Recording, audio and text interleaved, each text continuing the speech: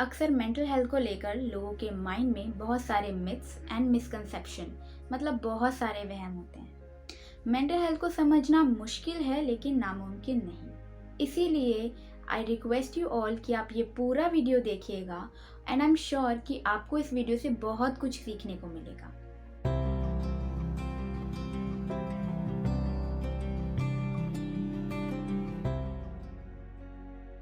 Hello everyone, my name is Manisha and I am a student of psychology.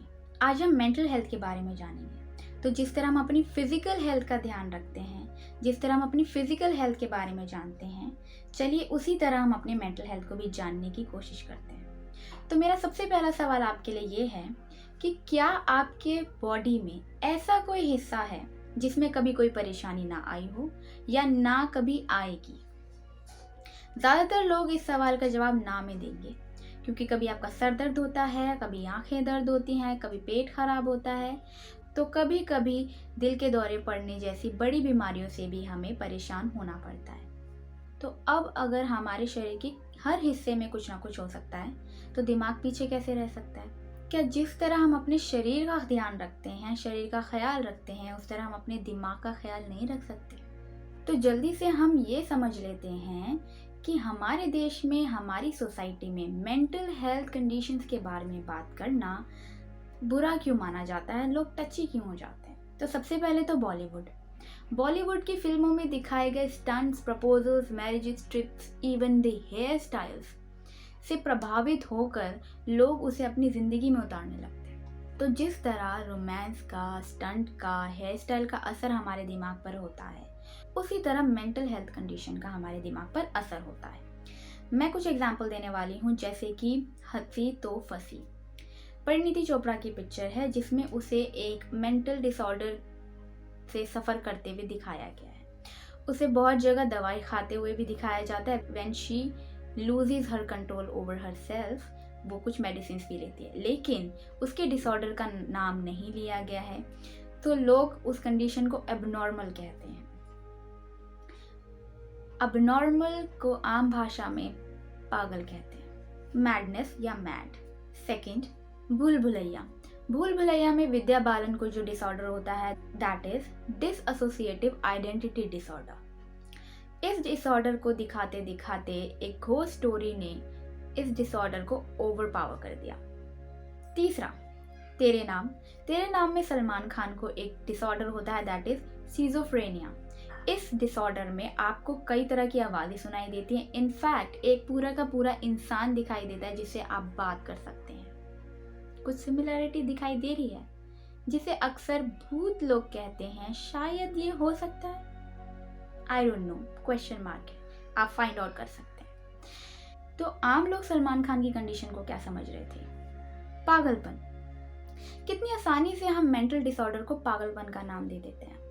तो कोई इंसान mental health के बारे में बात करे तो कैसे करे? क्योंकि जो बात करे वो भी पागल, और जो झेल रहा है वो तो है ही पागल। अब मैंने कुछ बड़े बड़े डिसऑर्डर्स के नाम तो ले दिए आपके आगे, जैसे सिजोफ्रेनिया, डिसएसोसिएटिव आइडेंटिटी डिसऑर्डर, पर इसका मतलब ये बिल्कुल भी नहीं है कि मेंटल हेल्थ में जो भी परेशानियां आती हैं वो हमेशा इतनी बड़ी हों। जिस तरह हमारे फिजिकल हेल्थ में माइनर इश्यूज आते हैं, जैसे कि सर दर्द होना, पैर दर्द होना, खांसी होना, और हम उसका फिर ख्याल रखते हैं, उसी तरह मेंटल कंडीशन में भी माइनर इश्यूज हो सकते हैं। और जब हम इन माइनर इश्यूज को समझ लें तो हमारे लिए मेजर इश्यूज को समझना बहुत आसान हो जाता है। मेंटल हेल्थ में आपकी सोचने समझने की क्षमता, आपका बिहेवियर और आपकी इमोशनल वेलबींग आती है। सिंपल इज दैट, ठीक है। फॉर एग्जाम्पल, आप किसी परेशानी में हैं और आप स्ट्रेस्ड अप हैं, टेंस्ड हैं, लेकिन फिर भी इस प्रेशर, इस टेंशन के बाद भी आप इस परेशानी से निकलने का रास्ता ढूंढ पाते हैं और इस प्रॉब्लम को सॉल्व भी कर लेते हैं, और उसके बाद आपको खुशी भी महसूस होती है और आप दिमाग से शांत भी रहते हैं और अगली परेशानी की तरफ मुड़ जाते हैं। तो ये है आपका मेंटल वेलबींग। लेकिन अगर आप किसी काम को लेकर या किसी चीज़ को लेकर स्ट्रेस्ड अप हैं और आपको खुशी महसूस नहीं हो रही, आप दुखी हैं, आप किसी और चीज़ में इंटरेस्ट नहीं ले पा रहे हैं, छोटी छोटी बातों पे मूड स्विंग हो रहे हैं, गुस्से पे कंट्रोल नहीं आता, कुछ लोगों को डर भी लगता है, ओवरथिंक करते हैं, अगर ये सारी चीज़ें आप लगातार बहुत दिनों या हफ्तों तक महसूस कर रहे हैं, तो हाँ, आपको साइकोलॉजिकल असिस्टेंस की ज़रूरत है। अब ये साइकोलॉजिकल असिस्टेंस कौन दे सकता है, ये मैं आपको लास्ट में बताऊंगी, ठीक है। लेकिन सबसे पहले आपको एक्सेप्ट करना होगा that yes I need a psychological assistance, और इसमें कोई बड़ी बात नहीं है, ठीक है। क्योंकि विदाउट एक्सेप्टिंग योर सेल्फ आपके ऊपर किसी भी साइकोलॉजिकल असिस्टेंस का कोई असर नहीं होगा। अब आप ये कहेंगे जो भी मैंने परेशानियां ये बताई हैं ये तो बहुत नॉर्मल है, ये तो हमें हर सिचुएशन से पहले भी हो सकता है, किसी भी सिचुएशन के आगे हो सकता है, इनफैक्ट बार बार भी हो सकता है, या हर काम के लिए हो सकता है, हर दूसरे इंसान को हो सकता है, तो क्या ये मेंटल हेल्थ इशू इतना कॉमन है?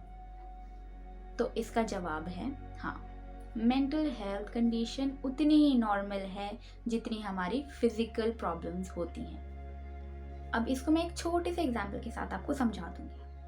फॉर एग्जाम्पल, एक रेस हो रही है जिसमें सभी लोग दौड़ रहे हैं। अब जो लोग इस रेस में दौड़ेंगे उन सभी को प्यास लगेगी, पैर भी दर्द होंगे और सांस भी फूलेगी।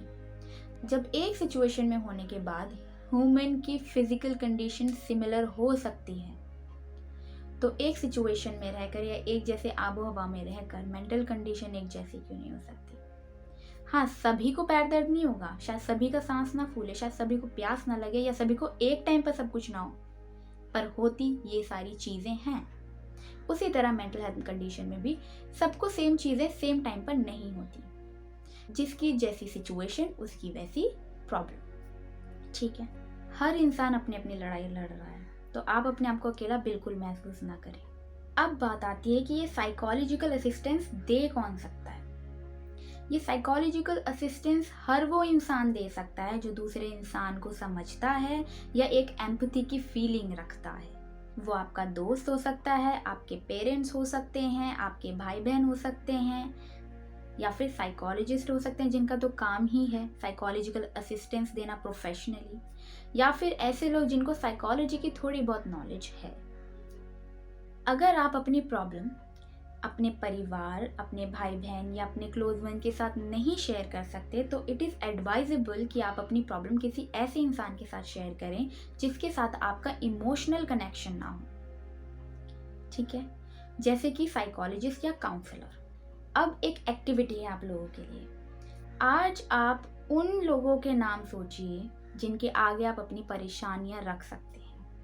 अगर आपके पास ऐसे लोग नहीं हैं, या ये सिर्फ आपको लगता है कि आप अपनी परेशानी उन लोगों के आगे नहीं रख पा रहे हैं, और साइकोलॉजिस्ट तक जाने का भी कोई सोर्स नहीं है, तो you can mail your problem, your issues to me. You can contact me through my email given in the description में मैंने ईमेल डाल दी है, आप अपने इश्यूज मुझे मेल कर सकते हैं। तो क्या हो गई एक्टिविटी?